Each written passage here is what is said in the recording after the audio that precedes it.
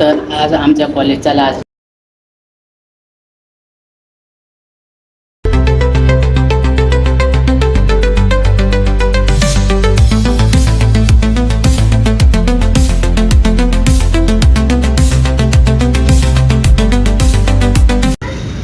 तर फायनली मी सकाळी लवकर उठून गाडी स्टार्ट करून आम्ही पोचलेलो आहे कॉलेजला.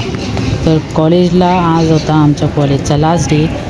तर आम्ही जाऊन तिथं मला मिरर दिसला म्हणून थोडे पोजेस देऊन आम्ही आलो कॉलेजमध्ये.